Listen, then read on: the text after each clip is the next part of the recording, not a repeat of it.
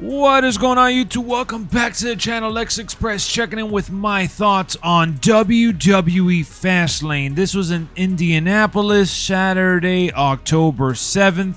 And let me tell you, I had a blast watching this show. I know this is a B-level pay-per-view, or now known as a premium live event, but WWE put together a good enough show that made it entertaining and exciting to see. So the match card was the following: Cody Rhodes and Jey Uso versus the Judgment Day, the LWO versus Bobby Lashley's group, including the Street Profits, Io Sky versus Asuka and Charlotte Flair in a three-way match.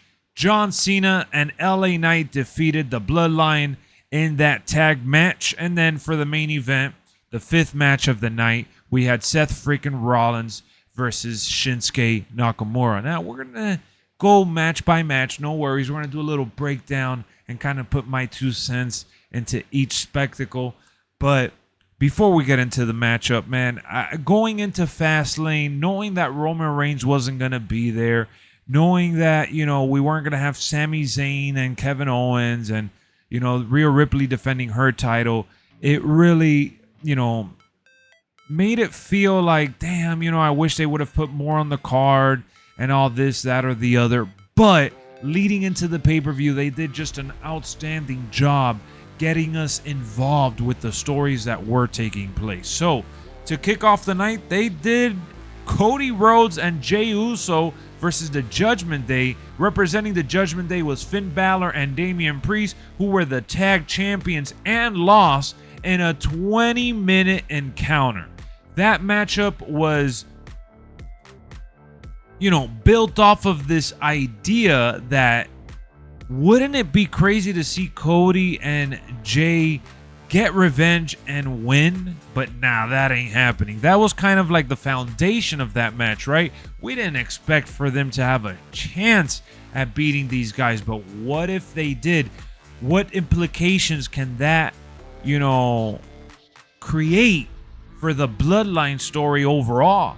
Knowing that Jimmy and Jay lost the titles to Sami Zayn and Kevin Owens, who had battled injuries of their own and had to, kind of take a backseat in terms of storytelling with the tag titles. But Judgment Day, I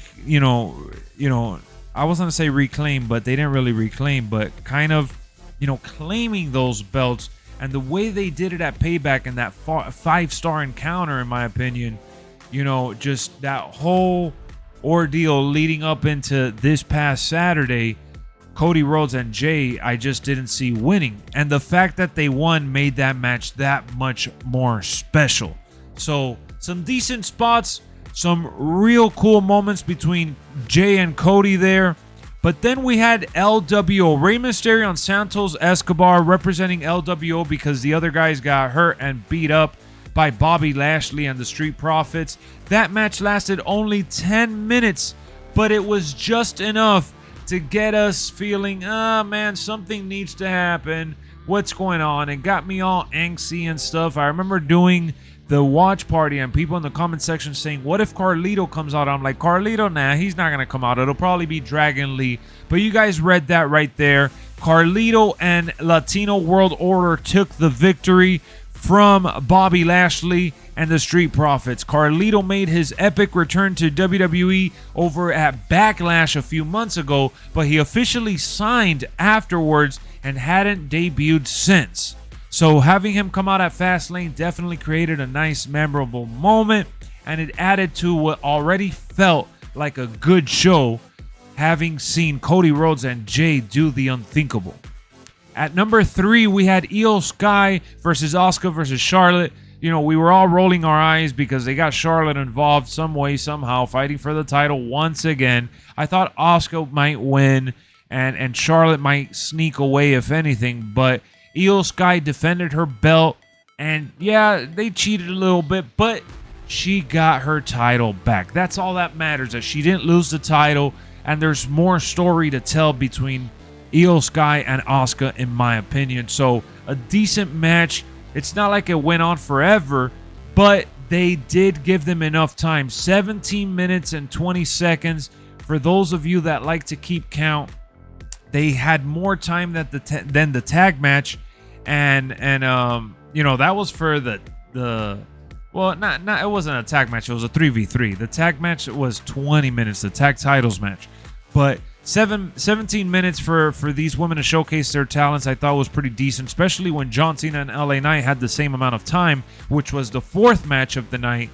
John Cena and LA Knight defeated the Bloodlines, Jimmy Uso, and Solo Sikoa with Paul Heyman ringside. Now that's going to be crazy because Roman Reigns is returning this Friday on SmackDown. Tomorrow being Friday. I'm finally doing the review, right? Finally.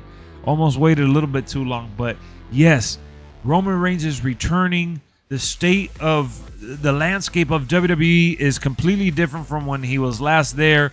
Jey Uso and Cody Rhodes are champions in the tag division. Jimmy is like all over the place. Solo Sikoa is, you know, thinking about turning on everyone. And they lost to John Cena and LA Knight. I'm sure there's going to be some sort of build-up towards that Crown Jewel pay-per-view, which is coming up in November.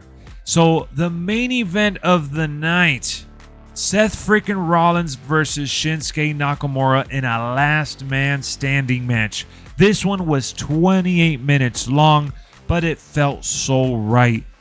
Well worth watching, well deserving. They fought all over the arena, had great spots with tables and weapons and just everything they put together in this match was outstanding in my opinion, except for the finale, the ending, the way they took us home. It just And let me add this. John Cena being on the cover here and having everyone, well, they put Bianca in this poster that I used, but she obviously wasn't there, or Becky, but you know, having, you know, John Cena return in a special matchup with one of the most hyped up stars in LA Knight was so cool to see, especially when he put LA Knight over. Just wanted to add that there. But yes, back to Seth Rollins and Nakamura. They had a great show out, right? Last man standing. Seth Rollins has a messed up back. They were building that story up. Nakamura may walk away, you know, victorious here. Man, he beat Seth Rollins so bad. Seth Rollins kept finding ways creatively to stand, whether it was barely rolling out of the ring, using things to kind of push himself up and elevate himself. Point is, the count got close, but it never reached 10, and it just bothered me that the Falcon Arrow and the pedigree outside in the crowd, I get it. It was through two tables. It was in the concrete. It was in the stage.